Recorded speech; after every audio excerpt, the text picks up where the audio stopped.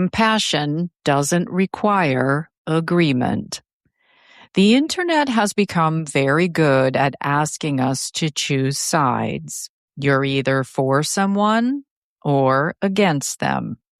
If someone makes a mistake, says the wrong thing, lives in a way we don't understand, or has hurt others, we're often expected to decide whether they deserve compassion. But I've learned something through my own darkest seasons. Compassion isn't something we earn after we've lived a perfect life. If it were, none of us would qualify. When I see someone openly struggling with their mental health, I don't first think about every decision they've ever made. I think about the moments in my own life when pain distorted my thinking, when I wasn't the healthiest version of myself, when I made choices that reflected my suffering more than my character. Those experiences didn't teach me to excuse harmful behavior. They taught me never to forget someone's humanity, because compassion doesn't require agreement. It requires remembering that every person is fighting a battle we may never fully understand. Every person has a story you cannot see. We are remarkably quick to judge what we can observe. A comment, a decision, a headline, a 30-second clip. But none of those things tell the whole story. Behind every public moment is a private life, experiences, trauma, loss, fear, shame, hope, growth. We rarely know what someone has survived before they arrived at the moment we're judging. That doesn't excuse harmful choices. It simply reminds us that human beings are more complicated than the worst thing they've ever done. Compassion and accountability can exist together. Some people believe compassion means ignoring consequences. It doesn't. You can believe someone should be held accountable. You can disagree with their choices. You can establish healthy boundaries and still recognize their humanity. Accountability asks people to face the consequences of their actions. Compassion simply refuses to forget they are still human while they do. The two are not enemies. In a healthy society, they walk side by side. Pain doesn't always look like sadness. We often imagine emotional suffering as tears, silence, withdrawal. Sometimes it looks like that. Sometimes it doesn't.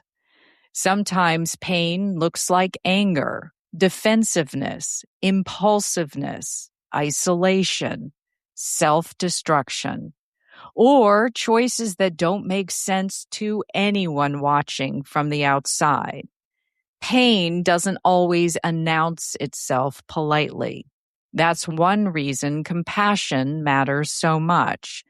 We rarely know what battles someone is fighting beneath the surface. Your words reach farther than you think. Every comment we leave becomes part of someone else's environment. Sometimes the person reading it isn't the one we intended. It's someone quietly struggling, someone questioning their worth, someone wondering whether anyone would care if they disappeared. We don't know who's reading. We don't know what they're carrying. A single cruel sentence may be forgotten by the person who wrote it, but remembered for years by the person who needed kindness instead. Words have consequences. Choose yours carefully. Remember your own darkest days. One of the reasons compassion comes naturally to me is because I've needed it myself. There were seasons in my life when I wasn't thinking clearly, when pain convinced me things that simply weren't true, when I took self-destructive actions because I couldn't yet see another way forward. Looking back, I'm grateful for the people who saw more than my worst moments, who chose kindness instead of condemnation, who believed there was still a person worth fighting for beneath the pain. That experience changed me. It reminded me that today's struggle doesn't have to become someone's permanent identity. Kindness is a reflection of your character. It's easy to be kind when someone is easy to love. The real test comes when they aren't. Kindness isn't approval. It isn't agreement. It isn't permission. It's a decision to refuse hatred when hatred feels easiest, a decision to remember someone's humanity even when you cannot understand their choices. Kindness tells the world who you are, not who they are. The world doesn't need more cruelty. There is already enough outrage, enough division, enough people waiting to say the harshest thing they can think of. Compassion isn't weakness, it's courage. It takes more strength to respond with humanity than it does with hatred. One builds people, the other breaks them. Ask yourself which kind of world you're helping create. Leave people better than you found them. You will cross paths with thousands of people in your lifetime, some for only a moment, others for years. You'll never know the battles many of them are fighting, but you will always have a choice. Will your words make their burden heavier or lighter? Will your presence add to the noise or become a place of peace? You don't have to agree with everyone you meet. You don't have to approve of every choice they make. But you can choose compassion because at the end of the day, every one of us is simply a human being trying to find our way. And sometimes the greatest gift we can offer another person is the reminder they don't have to walk that journey alone. Slay reflection.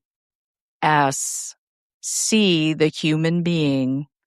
The next time someone frustrates you, what might you not know about the battle they're quietly fighting?